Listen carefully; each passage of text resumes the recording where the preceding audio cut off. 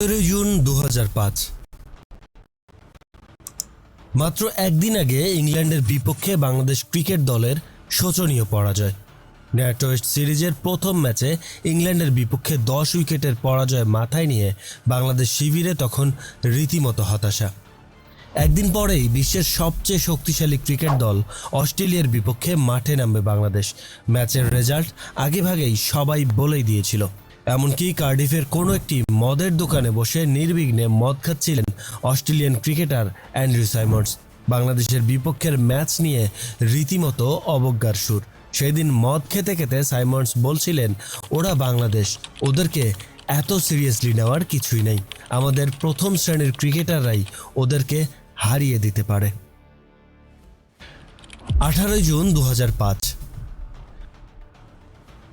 অস্ট্রেলিয়ার শক্তিশালী একাদশের বিপরীতে বাংলাদেশের নড়বড়ে একাদশ। খেলা মাঠে গড়ায়। অ্যান্ড্রু সাইমন্ডস বাংলাদেশকে অবজ্ঞা করে আগের রাতে এত বেশি মদ পান করেছিলেন যে এই ম্যাচের একাদশে তাকে দেখাই গেল না। জানা গেছে সকালে ঘুম থেকে উঠতেই পারেননি তিনি। টসে জিতে শুরুতে ব্যাট করার সিদ্ধান্ত নিয়েছিল অস্ট্রেলিয়ান ক্যাপ্টেন রিকি পন্টিং।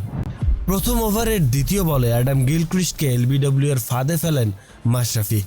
0 রানেই প্যাভিলিয়নের পথে মাথা নিচু করে পাড়ি জমান সেই সময়ের সবচেয়ে ডেঞ্জারাস ব্যাটসম্যান। ওয়ান ডাউনে ব্যাট হাতে মাঠে আসেন অজি দলনেতা রিকি পন্টিং। ওপেনার ম্যাথিউ হেডেনকে সাথে নিয়ে লড়াইটা শুরু করার আগেই তাকেও সাজঘরের টিকিট ধরিয়ে দেন তাপস বৈশ্য। দারুণ একটি ফুল অফ লেন্থ বলে এলবিডব্লিউ হয়ে বোকা পড়ে যান পন্টিং। ম্যাথিউ হেডেন এবং নতুন ব্যাটসম্যান ড্যামিয়ান মার্টিন অনেকটা স্বাচ্ছন্দ্যে ব্যাট চালিয়ে পুরো ইনিংসের নিয়ন্ত্রণ প্রায় নিতেই যাচ্ছিল। তবে এবার নাজমুল হোসেনের বলে ইনসাইড এজ হয়ে মিডল স্টাম্প হারিয়ে ফেলেন হেডেন। স্বস্তির নিঃশ্বাস ফিরে আসে বাংলাদেশি। 15 ওভারে তখন অস্ট্রেলিয়ার স্কোরবোর্ডে 3 উইকেট হারিয়ে মাত্র 57 রান জমেছিল। বাংলাদেশের মতো একটি লোয়ার গ্রেডের দল অস্ট্রেলিয়াকে এতটা ব্যাকফুটে ফেলে দিবে সেটা হয়তো কল্পনাও করেনি অস্ট্রেলিয়ার ক্রিকেটের কেউ। তবে এর পরের পার্টনারশিপটা রীতিমতো ভয় ধরিয়ে দিয়েছিল বাংলাদেশ শিবিরে। 57 রানে 3 উইকেট যাওয়ার চাপ সামলাতেই কখন যে 40 ওভার পার হয়ে গেছে সেটা টেরই পাননি ড্যামিয়ান মার্টিন এবং মাইকেল ক্লার্ক। যখন টের পেয়েছেন তখন রানের সংগ্রহ তলানিতে পড়ে আছে। 42তম ওভারে তাপস বৈশ্যর বলে এক্সট্রা কাভারে ক্যাচ তুলে দেন ড্যামিয়ান। ব্যক্তিগত 57 রান আর দলীয় 165 রানে তার উইকেট পতন হয়। এরপর 183 রানে মাইকেল ক্লার্ক ও তাপসের বলে ক্যাচ আউট হয়ে গেলে মাইকেল হাসি এবং সিমন কাটিস স্কোরটাকে একটু বাড়ানোর জন্য হাই স্ট্রাইক রেটে খেলা শুরু করে দেন। এতে কিছুটা কাজ হয়। শেষ পর্যন্ত অস্ট্রেলিয়া 50 ওভারে 249 রান সংগ্রহ করতে পেরেছিল।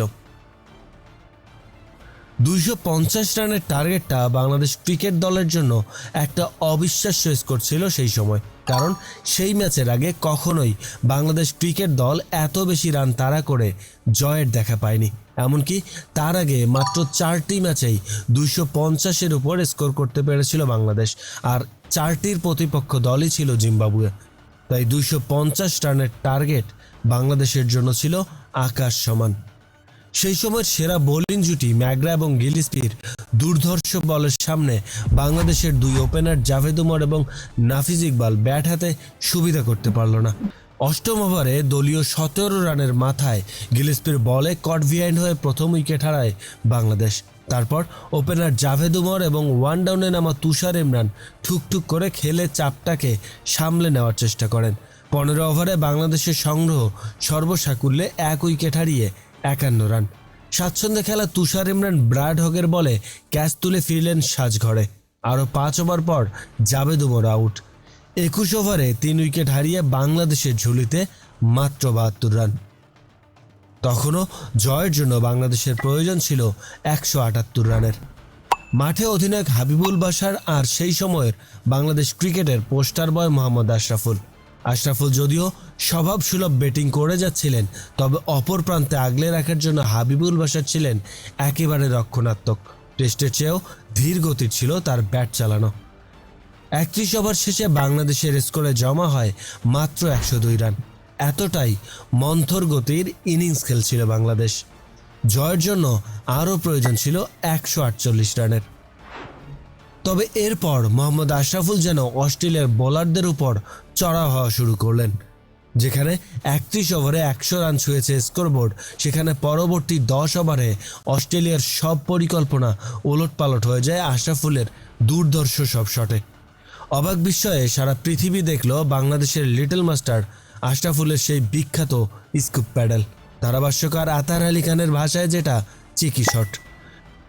গ্লেন ম্যাকগ্রা, জ্যাসন গিলিসপি কিংবা ব্র্যাড হগের মতো বোলারের সব ডেলিভারি ফিকে হয়ে যাচ্ছিল আশরাফুলের ব্যাটের সামনে।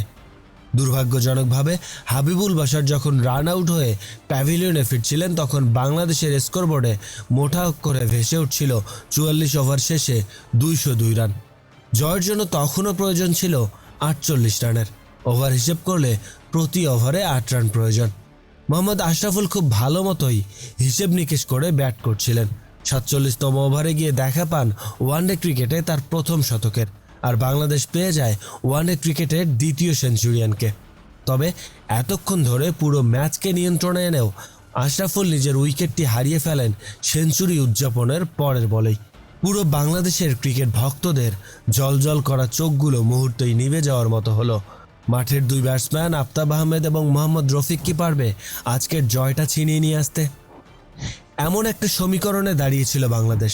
তার মানে বাংলাদেশের ক্রিকেট ভক্তদেরই বিশ্বাস হচ্ছিল না যে অস্ট্রেলিয়ার বিপক্ষে বাংলাদেশ এদিন ইতিহাস সৃষ্টি করতে পারবে। শেষ ওভারে জয়ের জন্য প্রয়োজন ছিল মাত্র 7 রানের। ব্যাট হাতে আফতাব আহমেদ অপেক্ষা করছিলেন জ্যাসন গিলিসপির আক্রমণের জন্য। ওভারের প্রথম বলেই বোলারের মাথার উপর দিয়ে উড়িয়ে মারলেন।